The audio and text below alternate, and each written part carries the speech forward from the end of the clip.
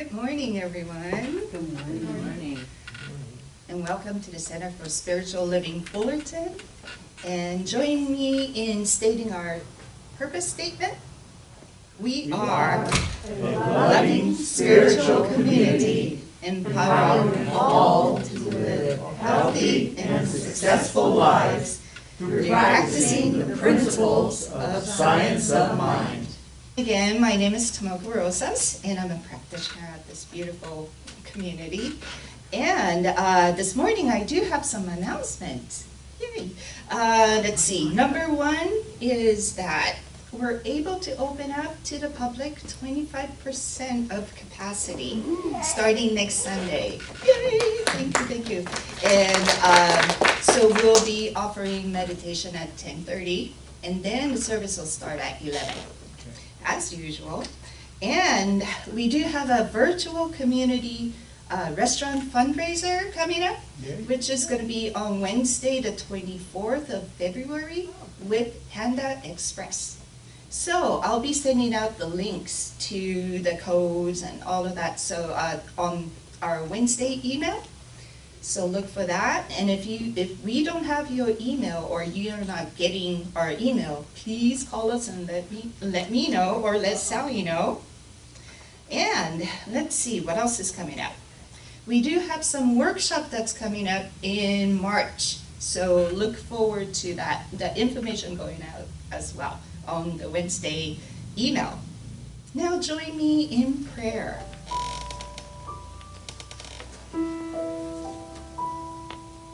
And as we come together on this beautiful day, in the consciousness of oneness, of unity and of peace, we come together in this sacred moment to celebrate life, to hear the truth, to allow love to permeate every part of our being, to let go of what happened yesterday, and allow ourselves to be in this present moment with our hearts open, our minds open, our consciousness fully awake and aware, knowing that right here, right now, God is. God is the one power, one presence, one life. We are inseparably one with God, power, love, presence, life. And from this place of oneness, I speak a word of blessing for everyone here in the sanctuary, and those joining us online. I bless our friendly volunteers that picks up all the little jobs around the church.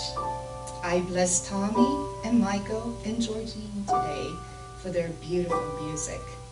I bless my fellow practitioners for their continued prayer work. I bless our board of trustees who takes great care of the business of the church. I bless our spiritual family all over the world, people working on the front lines, and our leaders in our beautiful country. And a special blessing for Reverend Dr. Bill Salisbury, for his dedication to this beautiful teaching that is science of mind and the truth, and to our congregation. And I bless this service knowing that it is already uplifting, inspirational, and loving. And so it is.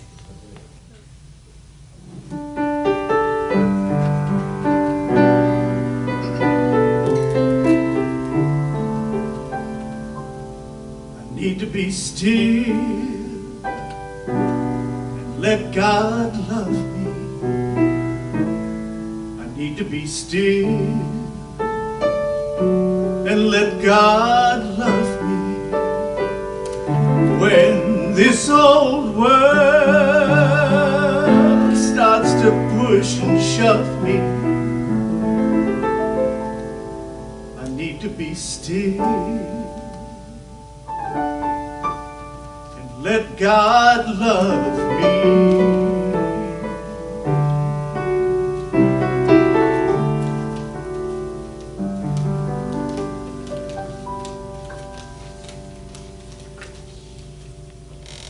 I sent out a challenge this month to my prayer circle to look for ways to express love every day this month, because it's Love Month. So my reading is kind of touching upon that.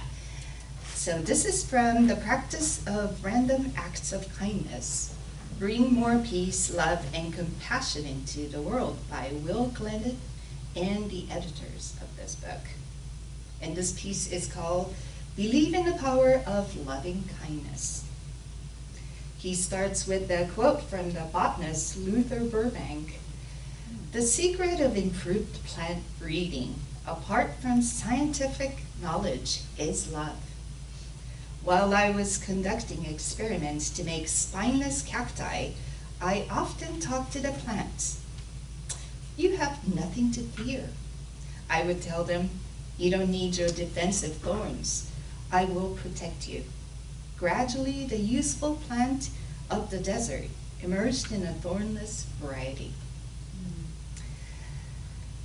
We were doing a radio interview in Portland, Oregon about random acts of kindness, and an obviously very old man called to tell a story of a couple who had taken him in for a few months when he was a young man. It was a simple story told in a very shaky voice, and afterward we asked him if he would mind telling us how long ago it had happened. He replied, 75 years ago, and a day does not go by that I don't remember those people. On all the thousands of stories of kindness we've heard, that one always sticks with us because it illustrates so simply and so beautifully the awesome power of kindness. Two people's compassion and hospitality offered to a young man 75 years ago is still echoing strongly in the world. Through the life of the man they helped, over the airwaves of Portland, and now here on these pages for you to share. It is so seemingly implausible and yet so undeniably true that the simplest act of loving kindness are the most powerful force in the world. So powerful, it is the force of love, that it is the foundation of all religions and the unbreakable thread that binds us together as a tribe, a community, a nation, and a world. By believing in the depth and lasting strength of kindness, we can remember to employ it as often as we can. Today, think of one nice thing you have done for someone and picture the effect it might have had on the person you assisted. Think of the old man in the story and imagine how the world might have changed from your one tiny act. Please join me in prayer.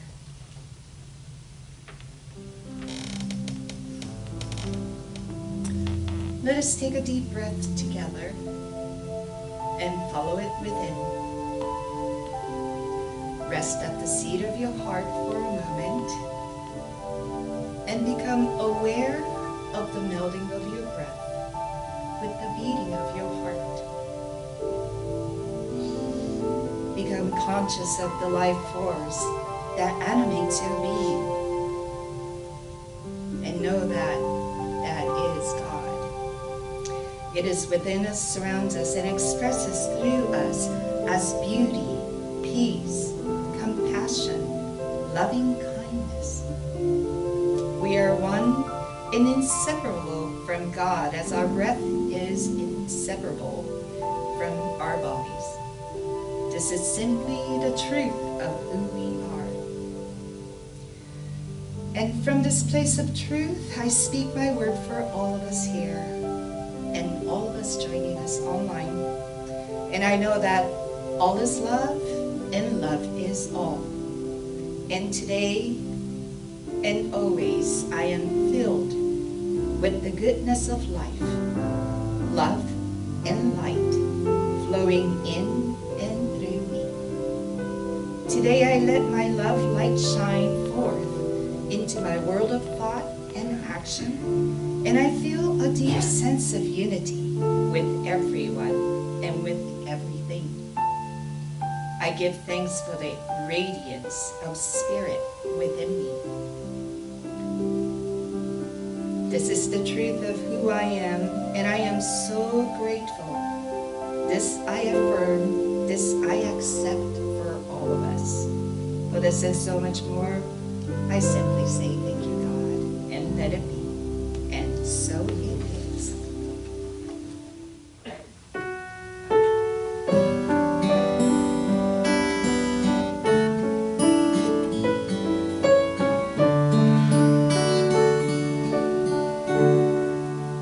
Love is real. Real is love. Love is feeling. Feeling love. Love is wanting to be loved. Love is you, you and me.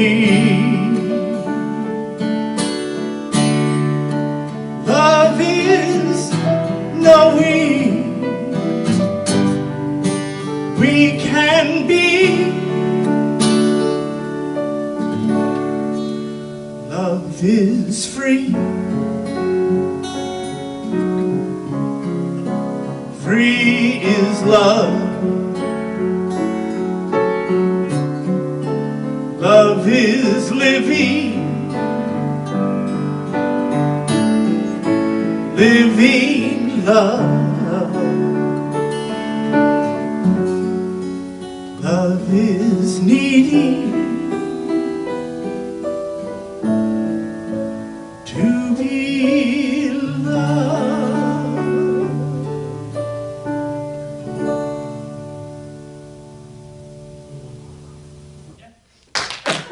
All right, Michael Whitney, thank you so much. It doesn't get any better than that. So, good morning. I'm Reverend Bill Salisbury. And because we don't have any first-time guests here, I reckon everybody knows that anyway. So our overarching theme this month, because it's February, is, of course, living in love. And today's talk title, just because it's the first week of this Living in Love month, is Coming Alive in Love. Because really, if we're going to come alive at all, it can only be through coming alive in love. We're born in love. We come into this existence in love, as love, for love, through love. And then sometimes I know it kind of gets, get in the back seat kind of thing. But whenever we want to revisit that feeling, we want that revitalization of the essence of who we are, it has to be by way of love. Oh, and Tomoko, I love that story about that it happened 75 years ago. And it just reminded me of a little story of love. Because I heard this older gentleman talking about their anniversary that they had just had, he and his wife, 62 years. And I went up to him, I said, really? 62 years? How do you do that? I mean, there must be a secret. I want that. He says, oh yeah. He says, if you want to be successful, he says, the man makes all the big decisions. And the woman makes all the little decisions. And I've been blessed because in 62 years, we've never had a big decision. Yeah, you do have the secret to success. I don't doubt that. So, let's talk about, well, love and fear. I read somewhere at some point, somebody, one of our motivational talk people was talking about how you can't have love and fear at the same time because they come from different parts of your brain. And I thought, hello? If they come from different parts of your brain, it seems to me you should be able to have them both at the same time. The fact of the matter is, they come from the essence of who you are as put out through your brain as you allow it to come forth through that. So it comes from the one place, and the fact is, no, you cannot have both. You can't have fear and love because they both come from the same place, and there can only be one working for you at a time. So whenever we are feeling out of sorts with love, so to speak, it's because we've allowed it to take a back seat to fear. And fear comes in many guises, right? Sometimes we don't always know that it's fear. And sometimes I think we don't always know that it's love. I mean, love's this little 4-letter word. But it's just huge 4-letter word. It's this umbrella for so many different iterations and different perceptions and different experiences and things that we call love, and they truly are. But we cannot describe love as it is, as such. It's too big. We just can't get there. And really, don't we say in this teaching, God is love. Love is God. I mean, put the equal sign in the middle, doesn't matter which one you say first. And that's true. And because that's true, we can't know it all. It's kind of like love truly is a part of all those things we name love. Okay, infatuation, like, lust, romance, all those things. They all take part in love, but none of them are all of it. And all of those things that we put under this umbrella of love combined, if we could take all of the instances of love in eternal time and put them all together, we still don't have it. It's still so much more than that. Because it is all that is. So, we got our work cut out for us. If we want to experience love and we want to know love and not get bogged down in the fear, have you ever, well, I shouldn't even ask have you ever, because I know it, all of us have, at some time or other experienced that kind of like you know, like you have a low-grade fever sometimes if you're not well, and you ever had that low-grade fever kind of hungering for something but you didn't know what it was? Or that little suspicion that, God, things are great, but there's kind of something missing. That's filled when we surrender to and realize and recognize and accept the fact that we're still looking for more love in our lives. And we can have lots of it. I love that expression. Oh, I must have just loved him/her too much. I'm sorry. You can't. Now, you might have done something in relationship to your feelings at the time about that person, but that feeling was not love in terms of the agape kind of love that we're talking about here. I mean, yeah, we've all done something, well, we might have thought better of had we stopped to think about it. In a relationship because of we just wanted to really impress or to get next to or get really close. But that's just one of those little aspects of love. It's not the whole thing. So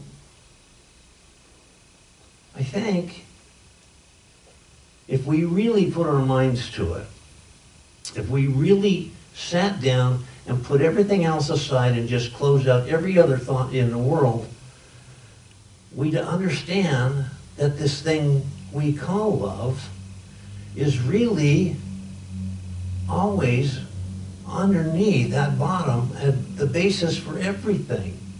And the only time it can ever go sideways is when we allow it, it might not even be a conscious decision, unless you include subconscious as part of the conscious, but we must make a decision. Oh, I hate to say this.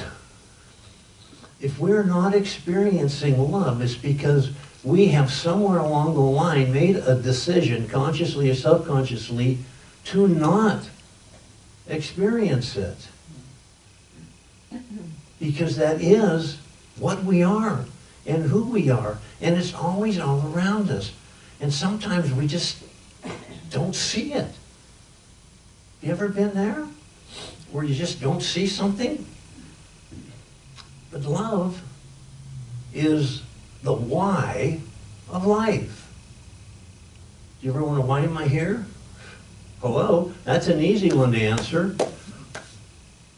Love is the why of life. And if we are ever in a situation where we separate ourselves from the knowledge of that and the living in that, then of course we're going to feel a distance between us and it. So when we talk about religion, say, or even spirituality, because we like that term so much better, right? Here in the Science of Mind, we like that. But even the spirituality is not about, because don't we always say that we have to heal? Well, actually, in Science of Mind, we say there is nothing to heal, only the truth to be revealed about ourselves. And that's how we do that healing. But if within all of that, we don't have love, because it's not about healing, it's true. It's about loving. And if we don't have that, then we're going to experience that little bit of hunger or desire or want for something that has no name. We don't know what it is, but we know that there's something missing. And that, of course, is going to be exactly what it is. So, I remember some time back in one of these little talks, we talked about what's better, inhaling or exhaling.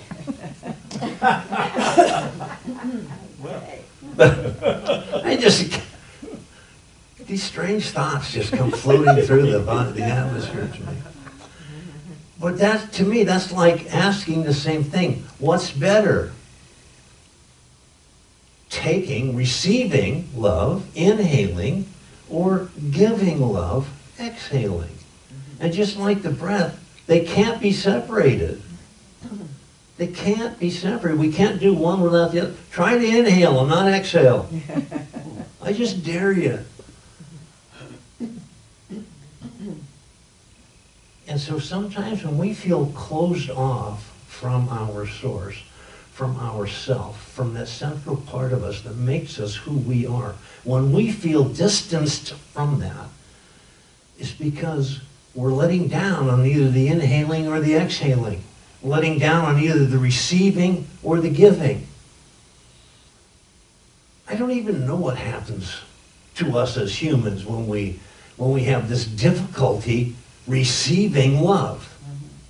And we do. I'm not going to ask for a show of hands, but I know that every one of us at some point or another has kind of pulled back on the reins a little bit for receiving. Even those people, and maybe especially those people who are so great at giving it. You want to get rich quick scheme? That we all, come on. Every once in a while, that thought flutters in the back of our mind. Gee, it'd be nice if we just had a magic wand we could wave and be just filthy rich. Well, we do have that magic wand. And that's exactly what we're talking about here. We have that magic wand. Because God is the get-rich-quick scheme.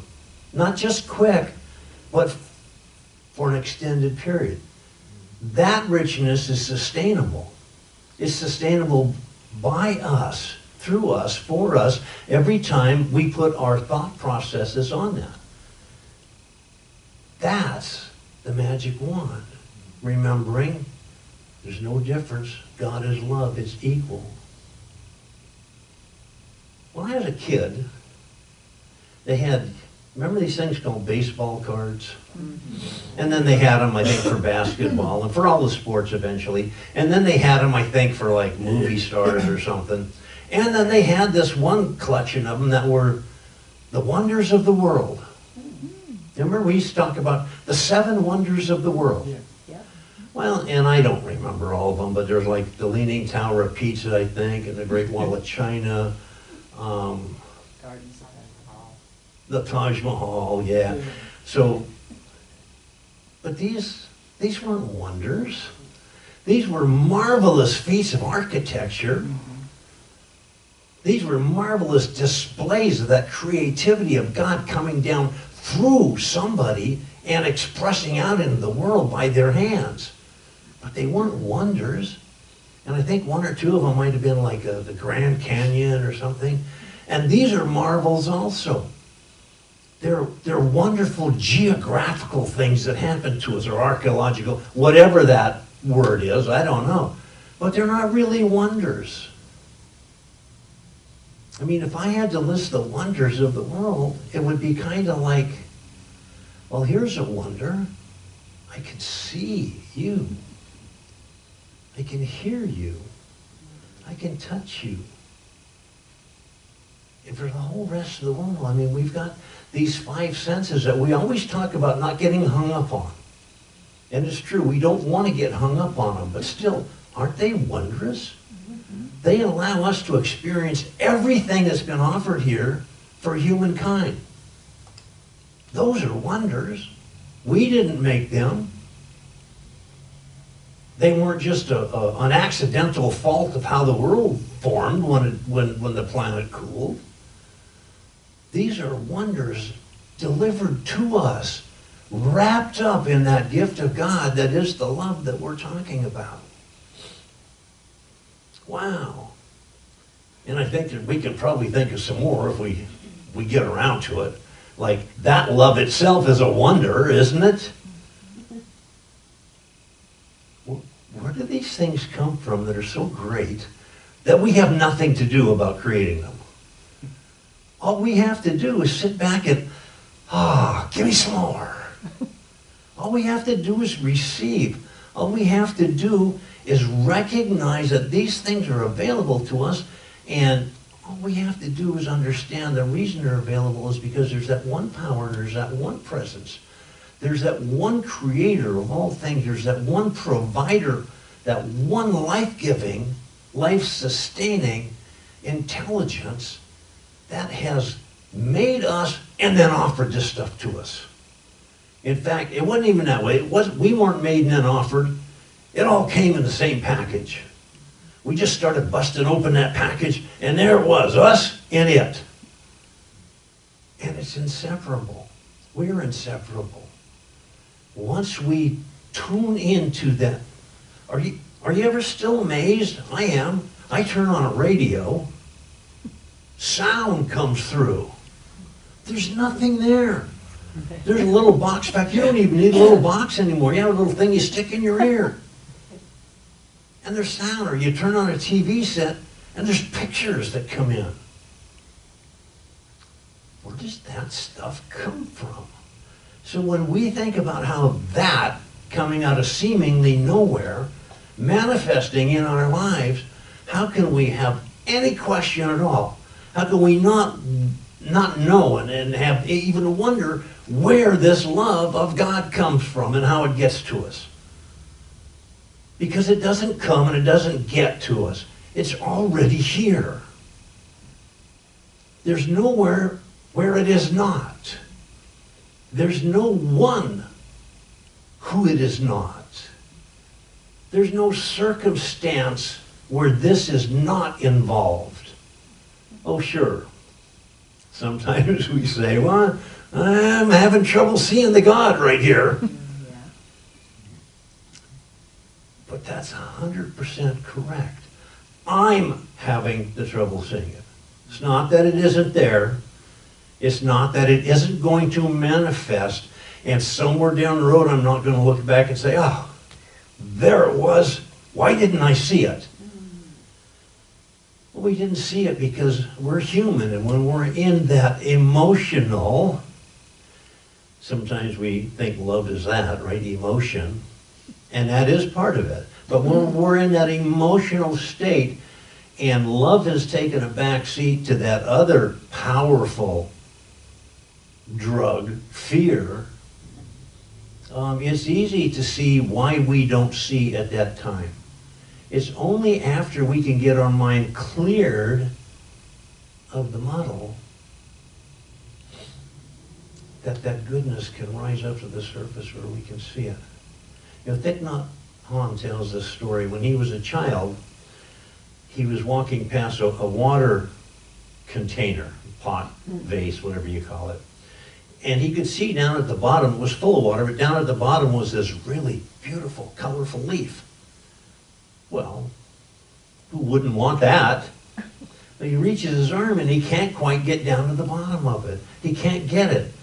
So he stirs around a little bit and he can't get it. And finally, he takes a stick and he stirs it around, and he still can't get it. The whole thing just gets cloudy. So then he went away for a little bit. When he came back, the water had stopped swirling, but the leaf had swirled up to the top.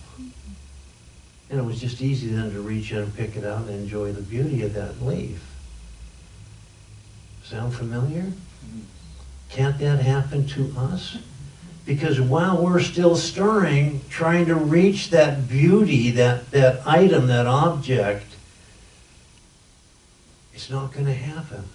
But sometimes if we just back off and let what we've already done, the steps we've already taken, give them a chance to work.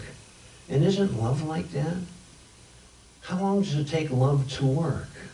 Well, sometimes it's instantaneous.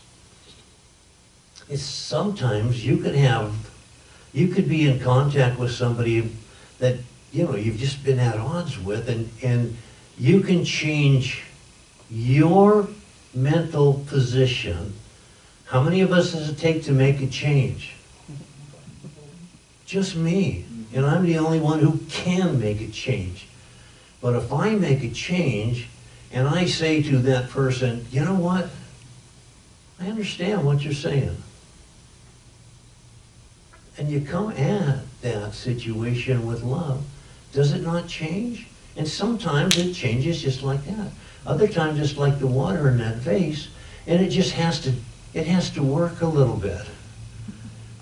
But I promise us, if we approach anything with love, we're going to get a positive result. Whether it's right this second or a little way down the road. But until we approach everything we do with love, it may remain elusive.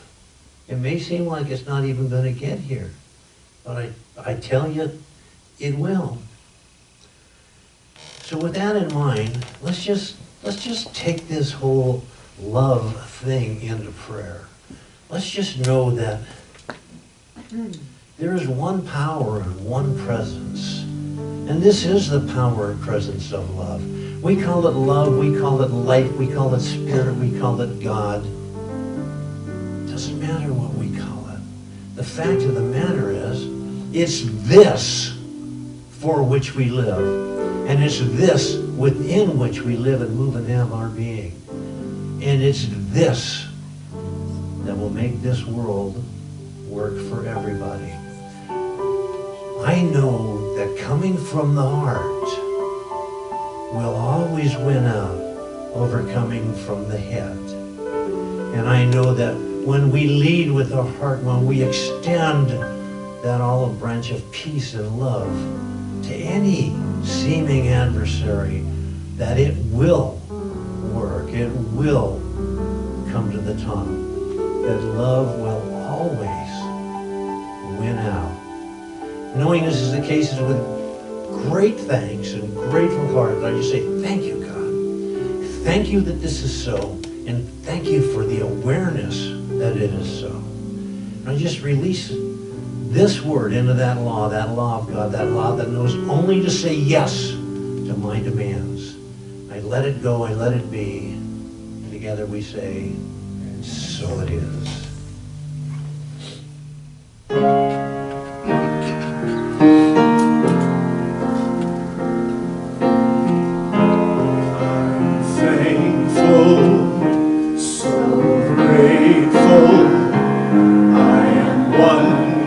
Spirit all around me. I'm thankful, so grateful. I trust in God.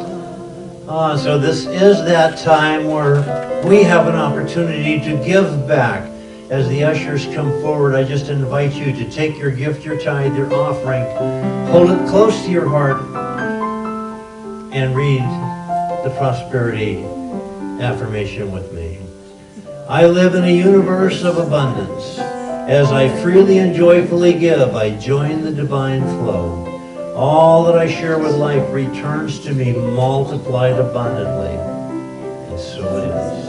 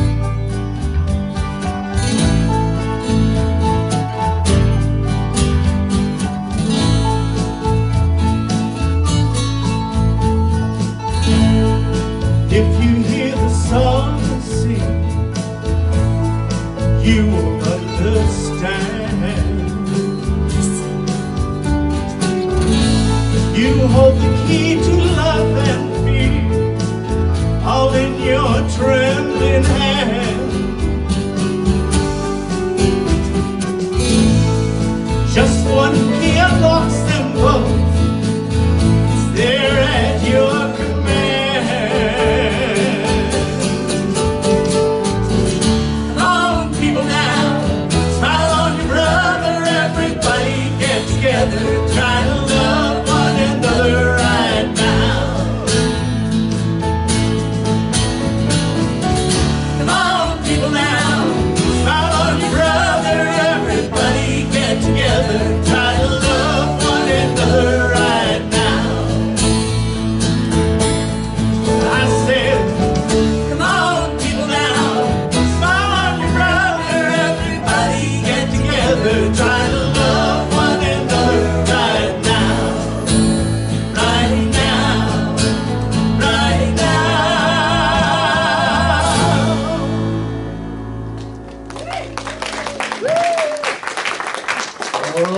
Yes, that is love in action. Michael Whitney and his beautiful bride, Georgina, thank you so much. It is the first Sunday of the month. That means it's birthday Sunday. So anybody at home or anybody here who has a birthday in February, please stand. If my daughter was here, oh, there we go. We have one person in the back. And about 4,500, my daughter Michelle, about 4,500 out at home. So I want everybody to join with me and sing happy birthday to everybody. Here we go. Birthday to you. Happy birthday to you. Happy birthday, everybody. Happy birthday to you. Happy birthday, everybody. Because next Sunday we're open, right? At a 25% level. All right. How nice will that be? But anyway, just knowing that here we are, steeped in prayer, and we're ready to share that prayer with you. So, meanwhile, let's just know this for certain. Something wonderful is happening through me right now. Something wonderful is happening through me right now. It is this thing called love. It is this thing called love. It is this thing called God. It is this thing called God. I feel it. I feel it. I am it. I am it. And I express it. And I express it. And so it is. And so it is. Amen.